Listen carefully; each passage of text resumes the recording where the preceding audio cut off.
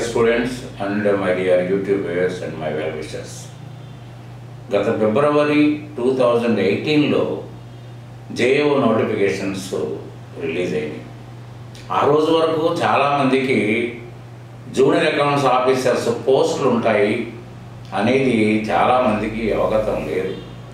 ఆ రోజున మొదలైన నడక మొన్నటి వరకు సాగింది. అయితే JAO తర్వాత JPO, SPDCL, NPDCL, Genco, Transco అవన్నీ కూడా రిలీజ్ అయినాయి. కానీ మొదటిసారి రిలీజ్ అయిన నోటిఫికేషన్కి పెద్ద స్పందన లేకపోయినా, ఇంటికి తెలియకపోవడం వల్ల స్పందన లేకపోయినా లాస్ట్ మినిట్ వరకు అప్లికేషన్స్ దాఖలు అవుతూనే ఉన్నాయి. కొన్ని వేల మంది దాఖలు చేశారు. కొన్ని పోస్టులు మాత్రమే కొందరు చేజిక్కించుకోగలిగారు. అయితే ఆ రోజు మొదలుకొని ఈ రోజు వరకు నోటిఫికేషన్స్ వచ్చినాయి. చాలా తక్కువ క్వాంటంలో వేకెన్సీస్ డిక్లేర్ అయినాయి. అయినా విపరీతమైన ఖర్చులు పెట్టుకుంటూ, కోచింగ్లు తీసుకుంటూ, దాని మీదనే కాన్సన్ట్రేషన్ చేసుకుంటూ, పనికొచ్చినా పనికి రాకపోయినా కామెంట్లతోటి, చాటింగ్లతోటి పొద్దు గడుపుతూ యువత అంతా వాళ్ళ అమూల్యమైన కాలాన్ని ఖర్చు పెట్టేయడం జరిగింది.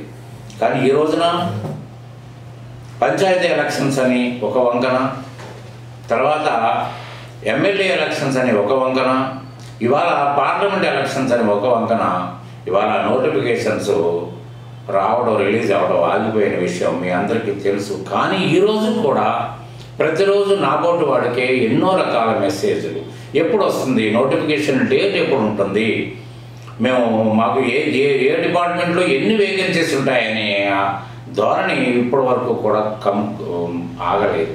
అంటే మనం పుస్తకాలు వరకే పరిమితమా? మన చుట్టూ ఉన్న పరిసరాలను అబ్జర్వ్ చేయాల్సిన అవసరం లేదా? ఇవాళ నోటిఫికేషన్స్ ఆగడానికి కారణం ఎలక్షన్స్ కోడ్ అని మీకు అందరికీ తెలియదా? అయినా దీని మీదనే ఆశ పెట్టుకోవడం ఏంటి? అంటే ప్రపంచం మొత్తం మీద ఈ ఒక్క పోస్టు తప్పితే ఇంకో పోస్ట్ లేదా? అంటే మనం చదువుకున్న చదువు కేవలం ఈ గవర్నమెంట్ పోస్టు, అది ఎలక్ట్రిసిటీ బోర్డులో సంపాదించుకోవడానికి పనికొస్తుందా అని అనుకుంటే పనికి రాదు. ఎందుకంటే ఒక పోస్ట్ వచ్చినప్పటికీ వేల మంది అప్లై చేస్తున్నారు, ఎంతోమంది నిరాశకు గురైపోతున్నారు. మళ్ళీ దీంట్లో కూడా రిజర్వేషన్స్ కూడా, లోకల్ నాన్ లోకల్ అని నానా రకాల ప్రయోగాలు గవర్నమెంట్ కూడా చేస్తుంది. ఇవాళ నోటిఫికేషన్స్ ఇవ్వాల్సిన అవసరం ఇవాళ ప్రభుత్వానికి లేదు. ప్రభుత్వం అన్ని రకాలుగా తగిన మెజారిటీ తోటి ఇవాళ ప్రభుత్వం సీట్లో కూర్చుంది. ఇవాళ నోటిఫికేషన్స్ అనేది వాళ్ళ దయాదాక్షిణాల మీద రిలీజ్ కావాలి తప్ప ఇంకా ఆశలు పెట్టుకొని ఇంకా నోటిఫికేషన్స్ వస్తాయని కలగడం కూడా తప్పే అవుతుంది. ఎందుకంటే కాలం చాలా అమూల్యమైనది. కాలంతో మనీని కాలంతో లెక్కేసుకోవాల్సి వస్తుంది. మీరు యువత ఏదైనా చేయగలుగుతారు, ఎంతైనా కష్టపడగలుగుతారు. ఆ శక్తి, మీ శక్తిని మీరు గ్రహించలేని పొజిషన్లో ఉన్నారని నా బోటోడికి అనిపిస్తుంది. అయితే ఇవాళ అకౌంట్స్ చదువుకున్న వాళ్ళు, ఇతర చదువులు చదువుకున్న వాళ్ళు ఇవాళ కేవలం గవర్నమెంట్ పోస్ట్ కోసం ఎదురు చూడటంలో అర్థం లేదు. ఎన్ని నెలలు వచ్చినా దానికోసమే ప్రిపేర్ అవుతాం. ఏ విధమైన గవర్నమెంట్ పోస్టే మేము కొట్టేయాలనే ఆశయంతో మేము ఉన్నారు. కానీ ఆశయం నెరవేర్చడానికి మీరు చేస్తున్న ప్రయోగాలు శూన్యం అని నేను చెప్పగలుగుతాను. ఎందుకంటే మీరు ఎంతకాడికి ఫ్రెండ్స్ మీద మీ కాన్సన్ట్రేషన్ వదిలిపెట్టేస్తున్నారు. చాటింగ్ల మీద, వాటి మీద, వీటి మీద ప్రయోగాలు చేస్తున్నారు. ఎక్కడ చీప్గా కోచింగ్ ఇస్తే అక్కడ చీప్ చేస్తున్నారు. SPDCLలో నా అనుభవంలో చెప్తాను. SPDCLలో జాయిన్ అయిన చాలామంది మొన్న లాస్ట్ JAO వరకు కూడా రాయటం జరిగింది, JPO రాయటం జరిగింది. కానీ ఇంకా దాని మీదనే ఉన్నారు, ఇంకా దాని మీదనే ఆశతో ఉన్నారు. చాలామంది మాటల్లో వింటే కాస్త నవ్వు రాక తప్పదు. ఎందుకంటే లాస్ట్లో రెండో మార్క్స్లో నేను ఫెయిల్ అయ్యాను సార్, ఈసారి ఖచ్చితంగా సాధిస్తాను అంటే NPDCLలో 2 మార్కుల్లో ఫెయిల్ అయితే SPDCLలో అదే పేపర్ ప్యాటర్న్ ఉంటుందా? అదే పేపర్ మళ్ళీ రిపీట్ అవుతుందా? ఎందుకు ఇంత అమాయకత్వంతో మీరు అందరూ ఉన్నారు? నిజంగా మీరు అందరూ తెలివిగల వాళ్ళు, ఓపికమంతులు, ఏదైనా సాధించగలిగిన ఆలోచన ఉన్నవాళ్ళు మీరందరూ కూడా. ఇవాళ అకౌంటెన్సీ విషయంలో, అకౌంటెన్సీ ఒక అద్భుతమైన సబ్జెక్టు. ప్రపంచంలో అంత గొప్ప సబ్జెక్టు ఇంకోటి లేదు ఆలోచించగలిగితే. కానీ ఇవాళ అకౌంటెన్సీ తరపున పోస్టులు హైదరాబాద్ లాంటి మహానగరంలో కోకొలలు నేను ఇటువంటి వీడియోస్ ఎన్నో విధంగా మోటివేట్ చేయడానికి చాలా ప్రయత్నాలు చేశాను, ఇంకా చేస్తూనే ఉన్నాను.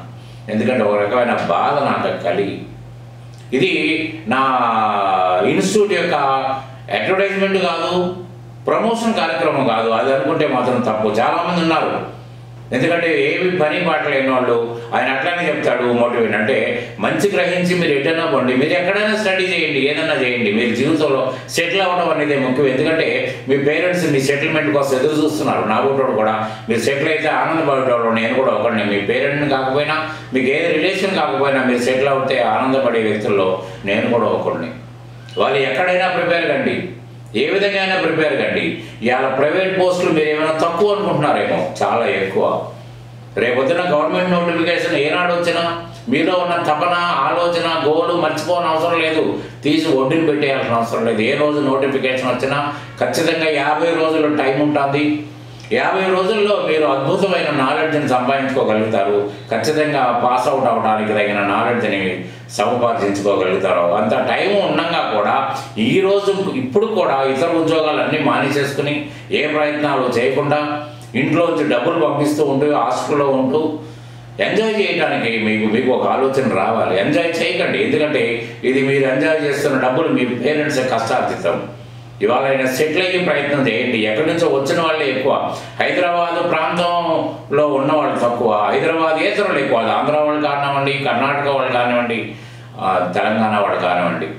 కాబట్టి ఏంటంటే మీ ఊళ్ళు ఒడిసి హాస్టల్లో ఉంటున్నారు, రూమ్స్ మెయింటైన్ చేసుకుంటున్నారు. ఇప్పటికైనా ప్రయత్నం చేయండి, మంచి ఒక ట్రైనింగ్ పొందండి, జాబులు పొందండి.